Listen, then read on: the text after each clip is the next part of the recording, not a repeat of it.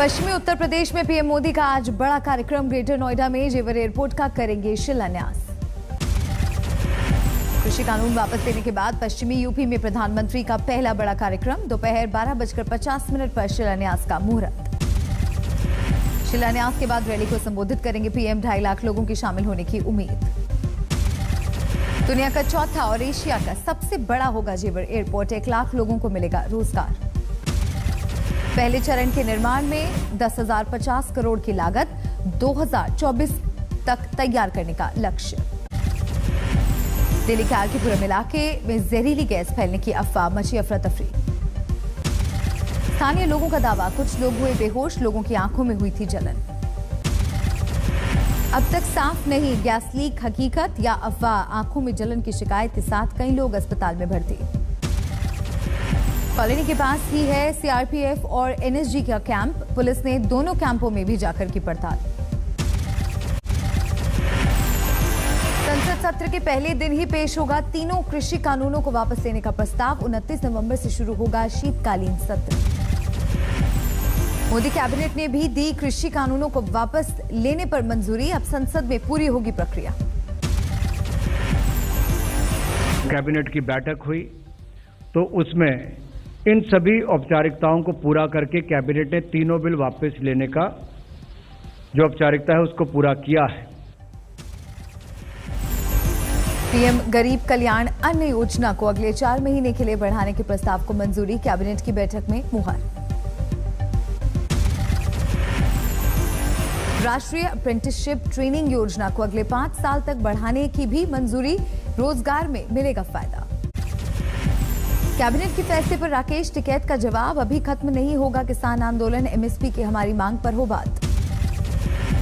27 नवंबर को किसान संगठन की अहम बैठक। 29 नवंबर को दिल्ली में ट्रैक्टर रैली पर होगा आखिरी फैसला। 26 नवंबर को विदेशों में भी मोदी सरकार के खिलाफ किसानों की मोर्चाबंदी। अंतर्राष्ट्रीय किसान संगठनों का ऐलान। आंदोलन में जान गंवाने वाले किसानों को लेकर अखिलेश यादव का ट्वीट। 25 लाख की किसान शहादत राशि देने का फैसला। अपनी गिरफ्तारी की मांग पर बोले केंद्रीय मंत्री अजय मिश्रा टेनी। कोर्ट में मामला होने पर फिलहाल कुछ नहीं बोलूंगा। रायबरेली सदर से कांग्रेस विधायक अदिति सिंह बीजेपी में शामिल। आज तक से कहा अगले चुनाव में कांग्रेस को हराऊंगी। पीएम मोदी और सीएम योगी के नेतृत्व में अदिति सिंह ने जताया विश्वास। कहा सोनिया गांधी के खिलाफ करूंगी प्रचार। अपना दल कृष्णा पटेल ग्रुप ने समाजवादी पार्टी से गठबंधन का किया ऐलान। लखनऊ में अखिलेश यादव से मुलाकात के बाद फैसला। दिल्ली में पीएम मोदी से मिली बंगाल की सीएम ममता बनर्जी। करीब 30 मिनट तक चली मुलाकात। मुलाकात के बाद ममता का बयान, बंगाल को प्राकृतिक आपदा के लिए मिलने वाली 96,000 करोड़ की मदद पर हुई बात। पीएम मोदी से ममता ने उठाया बीएसएफ का अधिकार क्षेत्र बढ़ाने का मुद्दा। कहा इससे राज्य की कानून व्यवस्था प्रभावित होती है। 26 नवंबर को संविधान दिवस के कार्यक्रम में शामिल होंगे पीएम मोदी। संसद के सेंट्रल हॉल में आयोजन। दिल्ली से बीजेपी सांसद गौतम गंभीर को दूसरी बार मिली जान से मारने की धमकी। आईएसआईएस कश्मीर के नाम से मिला मेल। पटना में लालू यादव की जीप चलाने पर सियासत शुरू। जेडीयू का सवाल, जब तबीयत खराब तब कैसे चला रहे हैं गाड़ी। पटना में लालू ने पार्टी के रजत जयंती वर्ष पर आरजेडी के प्रतीक चिन्ह का किया उद्घाटन। 6 टन की लालटेन से हटाया पर्दा। गुजरात के सीएम भूपेंद्र पटेल आज दिल्ली में करेंगे road show. Vibrant Gujarat summit को लेकर वीडियो कॉन्फ्रेंसिंग से जुड़ेंगे अमित शाह। अंतर्राष्ट्रीय उड़ान शुरू करने को लेकर आज तक से बोले नागरिक उड्डयन मंत्री ज्योतिरादित्य सिंधिया। हम लोग बाकी मंत्रालयों से भी कर रहे हैं बात, जल्द होगा फैसला।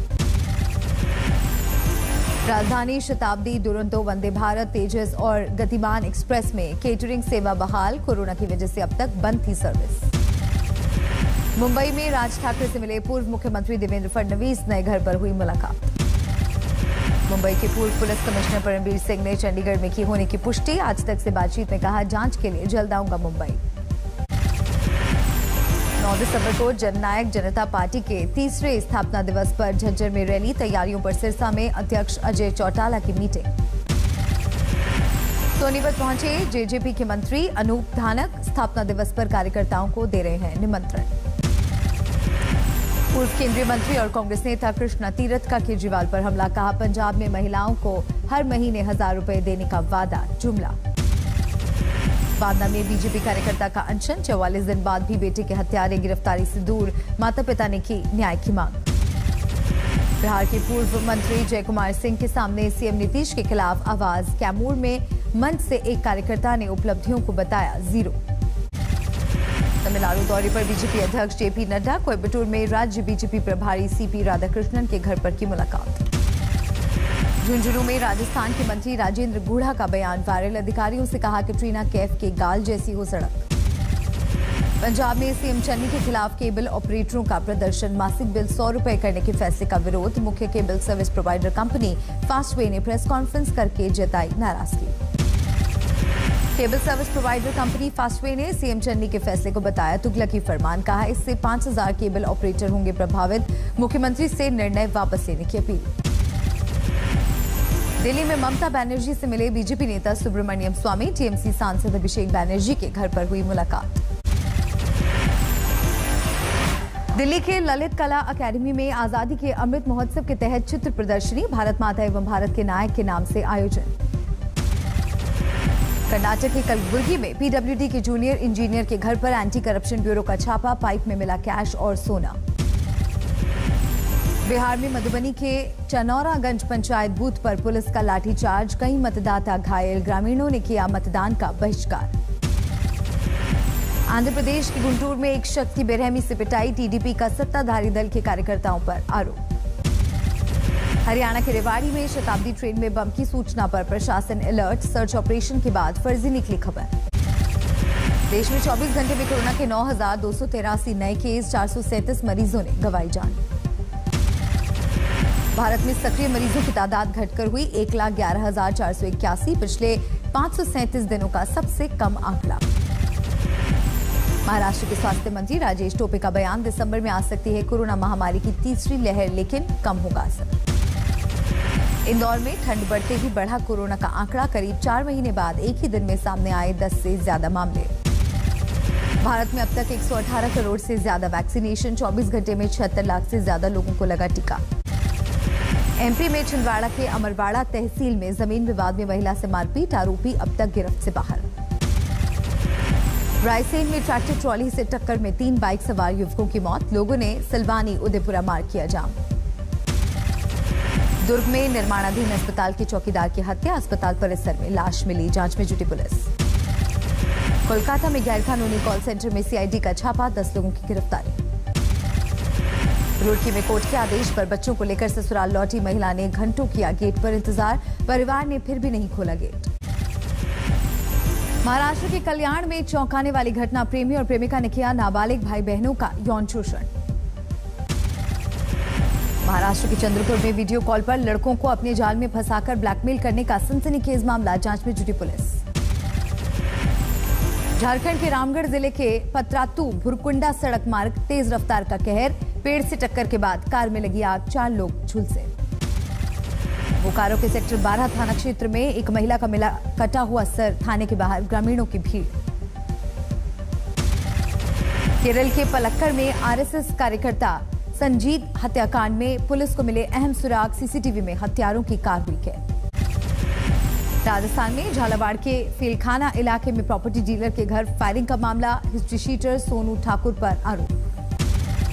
भरतपुर में नए प्रेमी के साथ मिलकर शादीशुदा महिला ने की अपने पुराने बॉयफ्रेंड की हत्या, पति पुलिस में है कांस्टेबल। हरियाणा के गोहाना में पुलिस ने 4 चोर दोस्तों को किया गिरफ्तार, चोरी का सामान खरीदने वाला कबाड़ी भी गिरफ्तार। एमपी के रायसेन में उपज मंडी के सामने लगा कई किलोमीटर लंबा जाम, यात्रियों का भारी प्रदर्शन। यूपी के पिलखुआ में कालंद में बन रहे डंपिंग ग्राउंड का जमकर विरोध, गांव वालों ने गिराई दीवार, पुलिस से नोकझोंक। असम के कछाड़ जिले में जोजांग पहाड़ के नीचे से बरामद विस्फोटक, बाल बाल बचा लखीपुर विधानसभा केंद्र। यूपी के कन्नौज में अंडरपास न बनने से नाराज ग्रामीणों ने लगाया जाम, बड़ी गाड़ियों की लगी लंबी कतार। बिहार के बेगूसराय में पंचायत चुनाव में वोट देने पहुंचा 3 फीट का युवक, लोगों में मतदान को लेकर बढ़ा उत्साह। कोलकाता में बीजेपी नेता राकेश सिंह को ड्रग्स केस में राहत, कोलकाता हाईकोर्ट ने सशर्त दी जमानत। दिल्ली के उत्तम नगर की मुख्य सड़क पर 2 दिन पहले धंसी सड़क, लेकिन अब तक मरम्मत का काम नहीं हुआ शुरू। लोगों को हो रही है दिक्कत। स्टार हेल्थ का आईपीओ 30 नवंबर से 2 दिसंबर तक निवेशकों के लिए खुलेगा। राकेश झुंझुनवाला की होल्डिंग वाली कंपनी के आईपीओ का प्राइस बैंड 870 से 900 रुपए प्रति शेयर। मूडीज ने अरामको की हिस्सेदारी न खरीदने के फैसले से रिलायंस की क्रेडिट क्वालिटी के बेअसर रहने का किया दावा। कहा, सऊदी अरामको को हिस्सेदारी बेचने से आईआरएल की बैलेंस शीट ज्यादा मजबूत हो जाती है। साइबर अटैक में गोडैडी के 12 लाख ग्राहकों का डेटा लीक। कस्टमर्स की ईमेल आईडी और फोन नंबर समेत कई निजी जानकारियों को थर्ड पार्टी ने एक्सेस किया। कोवैक्सीन के असर पर लैंसेट जर्नल ने प्रकाशित हुई एक रिपोर्ट। कोवैक्सीन की 2 डोज कोरोना रोकने में 50% असरदार। पिछली रिपोर्ट में 77.8% प्रभावी होने का था दावा। टूरिज्म को बूस्ट देने के लिए 180 नई ट्रेन चलाएगा रेलवे। प्राइवेट कंपनियों को लीज पर लेने की मिलेगी मंजूरी। आज से कानपुर में भारत और न्यूजीलैंड में पहला टेस्ट शुरू। ग्रीन पार्क स्टेडियम में टीम इंडिया के खिलाड़ियों की प्रैक्टिस। टीम इंडिया की कप्तानी कर रहे हैं अजिंक्य रहाणे। दूसरे टेस्ट से कमान संभालेंगे विराट कोहली। श्रेयस अय्यर करेंगे अपने टेस्ट करियर की शुरुआत। अंतिम 11 में शामिल। चोट की वजह से केएल राहुल टीम से बाहर। मयंक अग्रवाल के साथ शुभमन गिल पर कर सकते हैं पारी की शुरुआत। स्पिन गेंदबाजों को मदद कर सकती है ग्रीन पार्क की पिच। 3 स्पिनर्स को उतार सकते हैं कप्तान विलियमसन।